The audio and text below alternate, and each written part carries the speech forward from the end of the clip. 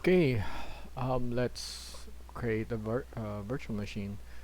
Okay, we're gonna create a very simple virtual machine. This is the ERPNext from Bitnami. So we go to the marketplace. I'll type ERPNext,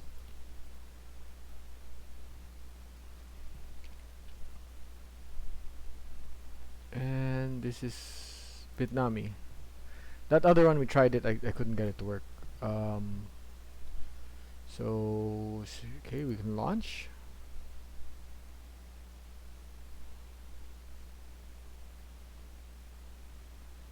Okay, so it needs at least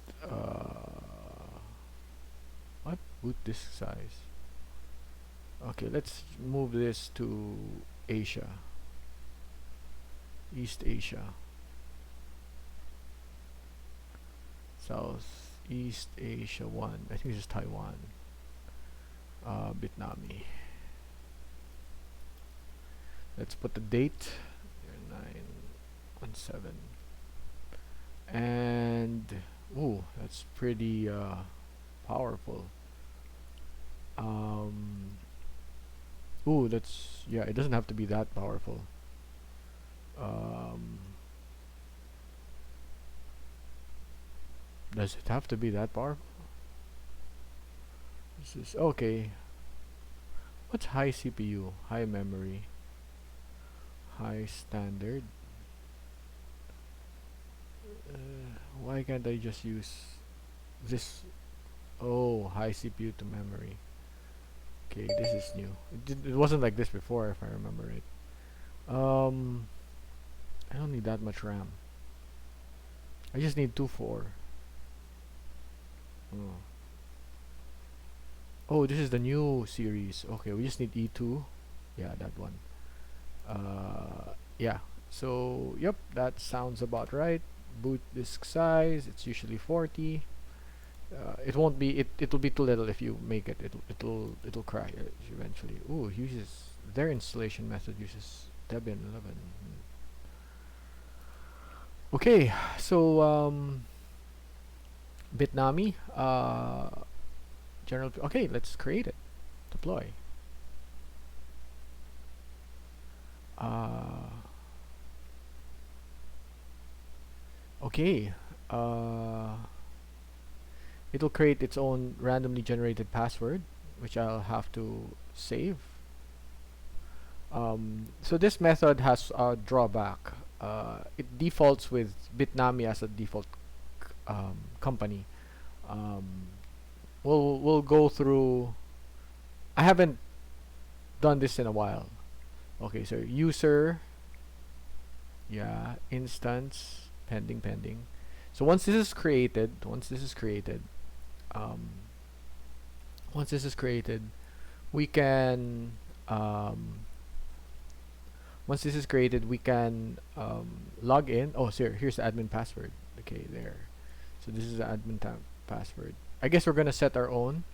As a default, I tend to put for test servers that are not meant to be used except for demo purposes. I have a default password, just like the ERPNext test server has a default password of frap.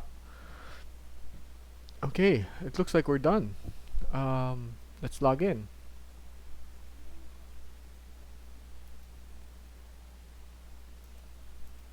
Let's make sure that there's no HTTP. Okay, let's again open. Okay, there's no HTTP. Okay, sometimes it just takes a while for it to set up. Okay, this is the other one. Site can't be reached. Let's has been denied but contains warnings. Okay, view details. Which is in beta. There's no planned data for movement feature. Okay. So let's go back. Let's go back to the project.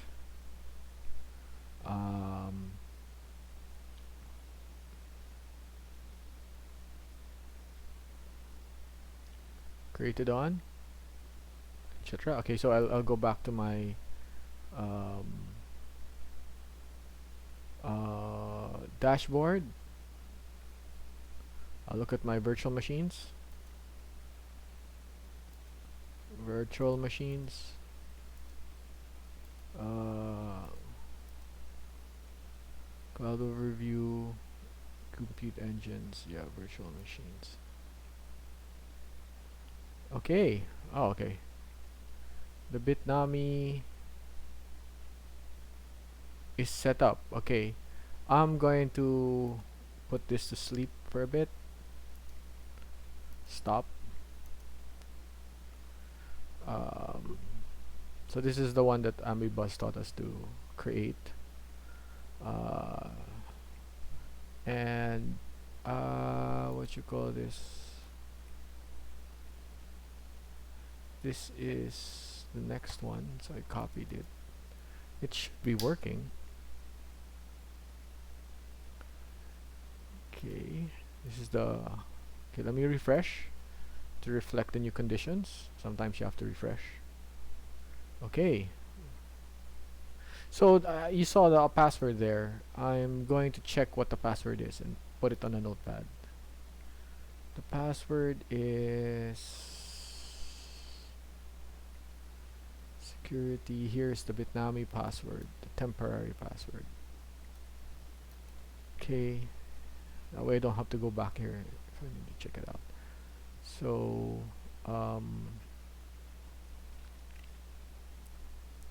we go back and how come this is not, this is different? Oh, there it is. Okay, so it's working finally. So let's see, let's go administrator,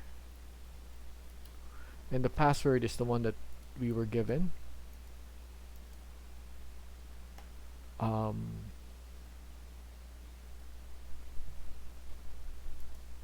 Or it should be administrator. Let's see if it's the password, that's password that it generated. Let's see if it worked. Okay.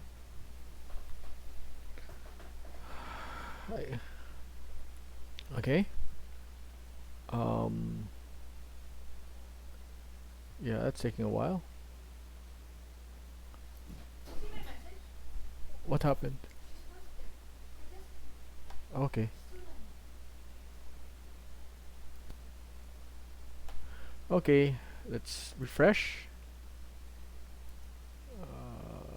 Let's see what happened to the instance. Did anything happen to the instance? Okay, let's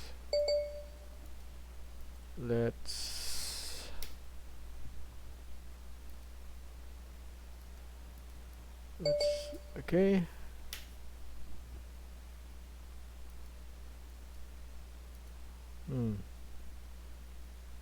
That is strange. That is strange. Why is it not loading?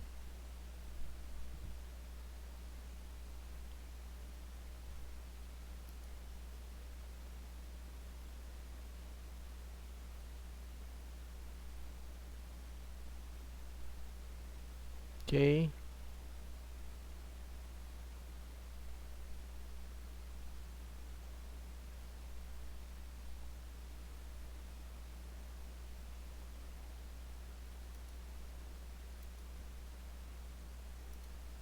Let's see if I can go SSH into it.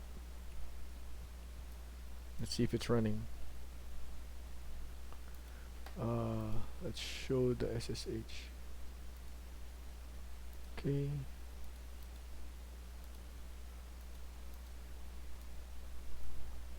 There's something wrong with its the link the link that was created.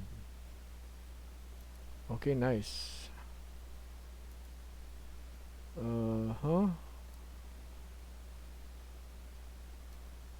Sudo apt-get update.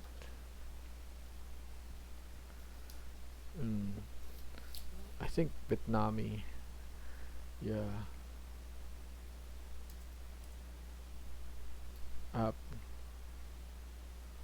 update. Let's see. So looks like it's working.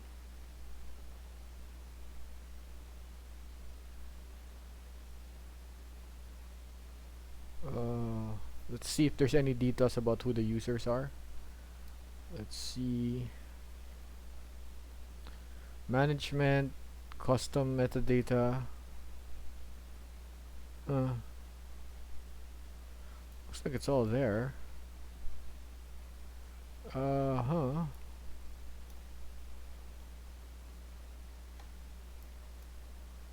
What's happening? Let's refresh.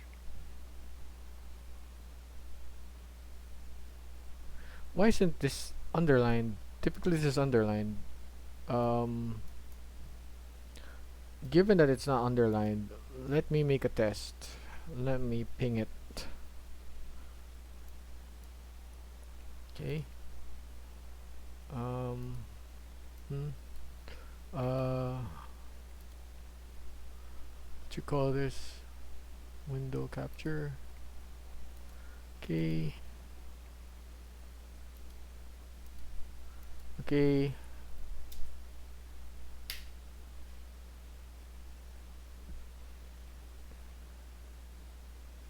It looks like it's okay. What's happening?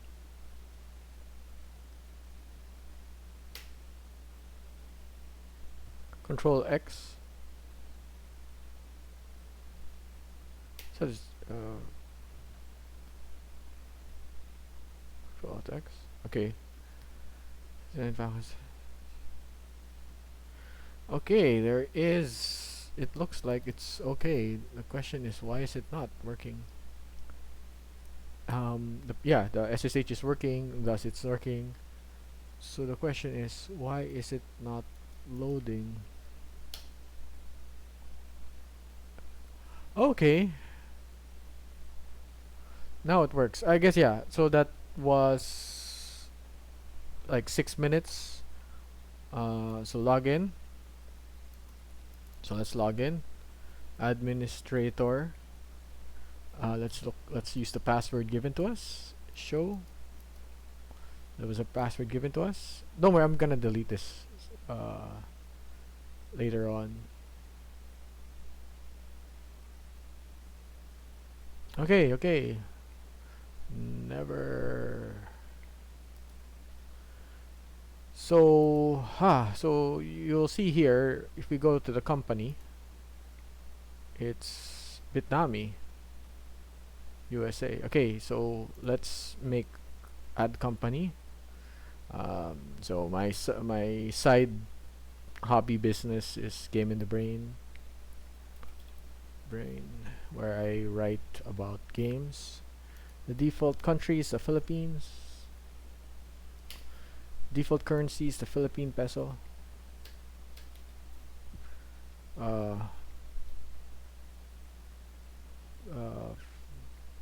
Let's look for it. Looks like it's not there. Advanced search. I'm sure the Philippine pesos here. It's just let's duplicate this. Let's type currency list. Yeah, it's just not activated. Let's look for PHP. Let's enable it. Oops. Control F, PHP. Let's fix that. Let's enable it. Save. Okay. Let's see. Let's see. GITB. PHP. Yeah. Okay. Save.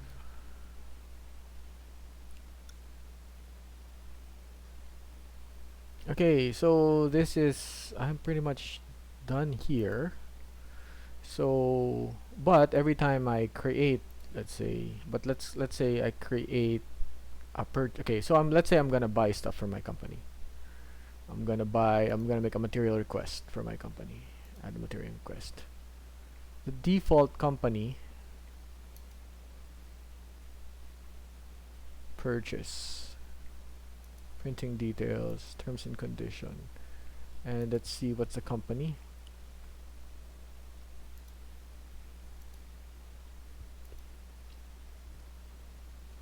The default company here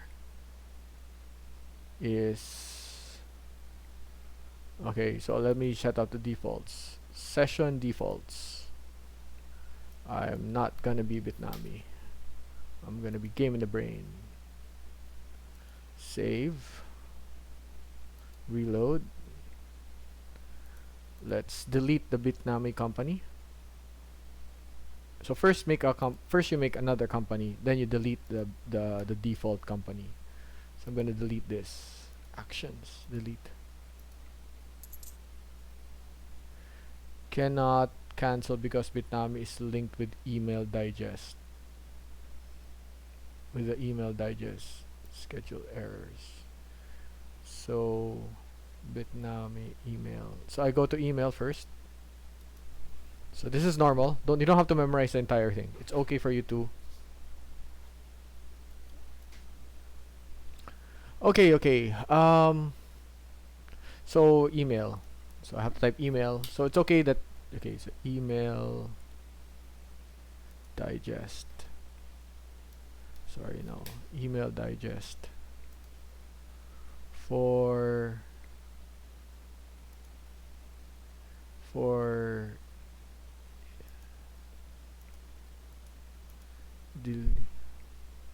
let's delete this. Actions, delete.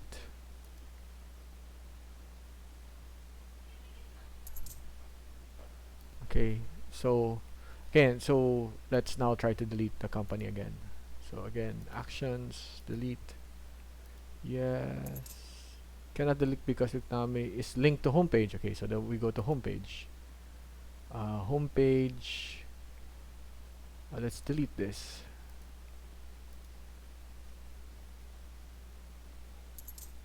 So okay, so we're back to company. Let's try to delete it. So this process where it keeps telling you the prerequisite, that's fine. E-commerce setting. So we just have to delete this little by little. So let's ellipses, delete. So let's delete. Yes. Okay, it's a bit tedious. We're running already 18 minutes. Okay. Oh, so there. So I remember what happened was last time was so buying, which is the most common activity. Buying settings. Okay, let's walk through the buying settings. Supplier name, default supplier, yeah. Buying price list, so you can so you can have modifiers to price lists, assuming certain expenses and stuff, especially when you want to automate a lot of it, like people not having to remember to include certain things, factors in their price. Okay, purchase order required for purchase invoice and receipt. This option required. Yes, ERPNext will prevent you from creating a purchase invoice and receipt without creating a purchase order first. Okay, so yeah, some companies need that to be like a hard rule. A lot of companies like our own, we don't have that hard rule because we have petty cash expenses, which does not require a purchase order. Especially if it's like buying something from the convenience store. You don't really need a purchase order to give. You don't need to generate a purchase order to buy a pack of gum or a canned drink. Purchase receipt required for purchase invoice creation. No, okay. Let's go back to onward. Continue. Okay, so we're done. So it's all set. So let's make a purchase request. Add the material request. Company, Game in the Brain. Yeah, so let's have one we're gonna generate. We're gonna have to make a test item. Uh, so let's have create a new item. The item code is called test raw material. Item group test items. Okay, and then test create.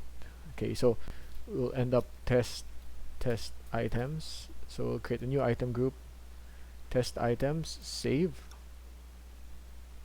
Okay, test all item groups. So we go back. Okay, let's create an item, test item group. Let's make a test raw material. So raw material is important. It's an input item. It'll be part of your cost of goods sold. It's an accounting thing, to distinguish between your raw materials and your finished goods, especially since you're going to factor other expenses. Since raw materials are inputs, and if you're in ISO 9001, or you're a quality management system person, or if you're someone in quality management because your company is of a certain size that it does things at a large scale, then you will understand the importance of managing inputs as required by 8.4.1 in ISO 9001. So you'll need to have stuff like that. So let's say this is a maintained stock. Let's just keep it that way. So test raw materials. Required by date. So this is the date it's gonna have to arrive. And the target warehouse is the default all warehouse. So that's okay. I need my required by. Save. Warehouse. Mandatory. Warehouse is mandatory for stock items. Test raw materials. What happened to my warehouse? Okay, so all warehouse. Stores. Okay.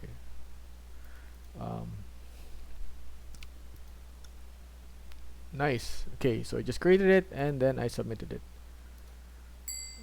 Yes, done. Now I can create my purchase order and all these other stuff. But yeah, what's important here is the okay, let's see.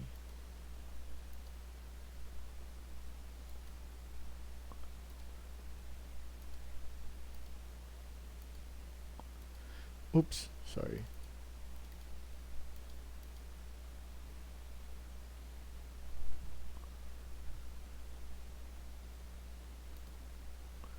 What's important here is that we were able to set the company and we were able to test it. There. So yeah, and you saw how I used Bitnami to create it, and now you have a server that you can play with and create your processes with. So you can try to join ERPNext DIY, and you'll find people like myself helping you start your ERP, enterprise resource enterprise resource planning software. I recommend a company of at least 3 people. At most, at least 3 people. You will start to need it. You might, if you're like me, wherein you need a structure for everything, you need a workflow. Even if it's just me, I would, and of course you're working on this thing 48 hours a week, 40 plus hours a week. Then even if you're just 1 or 2 people, you'll still need something like this to structure it. So Game in the Brain, where I make RPG material, role-playing game materials. Me and Nico Salonga write role-playing material.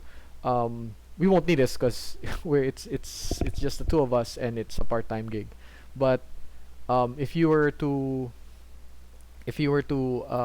have a company, you're at least 3 people, and other people will need to buy stuff and you need to be able to approve it.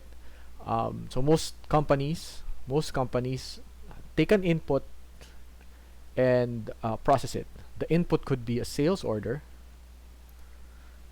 that they have to manage, or material that they have to buy to create stuff for their clients, or as well, or inputs, labor, call this labor, where's projects, labor and the other expenses that they have to, manpower and their labor that they have to process to sell to a client, would need a way to track it, and a way for people to specialize so that they will be able to do things, a lot of things, efficiently. The ability to scale. I keep explaining this a lot for people, but I realize that for you to understand, for a lot of people to understand doing things to scale, you have to have a background in, either you have a common sense background in understanding that, when you do a complex activity repetitively, you don't do it consistently unless you have a framework to do it with. But or if you have that common sense. But if you don't have that common sense, you need an education in quality management systems, engineering. So industrial engineer students cover this. All these key information are covered by certain educations. But as long as you have the common sense understanding that when you do something, you never really do it consistently. You need a system, a process, a procedure, a method to control each step, each factor that goes into your procedure. Then you realize that this is what creates uncertainty, variability, and possibility of failure. And when you want to be as efficient as possible, when you're doing 100 things per day, you need a structure. That way, you're it's consistent. So if you study quality management system, ISO 9001, various other bodies of knowledges under the Deming, the discipline of quality management in engineering and management, you come to appreciate the need of an ERP. If you don't, you can always talk to us, and you can always talk to other experts. And I wax on unendingly about this. And of course, like, I implement this in my own family business where we have 500 employees, and through the help of our vendor Ambibuzz, a lot of OJTs and student OJTs and partner schools, we are deploying ERPNext, and we're hoping to implement it a lot in the Philippines to make it standard in schools, so that any Filipino, anyone, Southeast Asians, any Africans, anyone who needs a cheap, affordable enterprise resource planning software can use this and grow and scale. So this is an overview of what we do in ERP Do-It-Yourself. Thanks to Bitnami for having a very easy to use system. Okay, and if you need further help, go to the Facebook group of ERPNext Do-It-Yourself DIY, and maybe someone there, or I myself, if I have the time, will help you set this up. Okay, bye for now.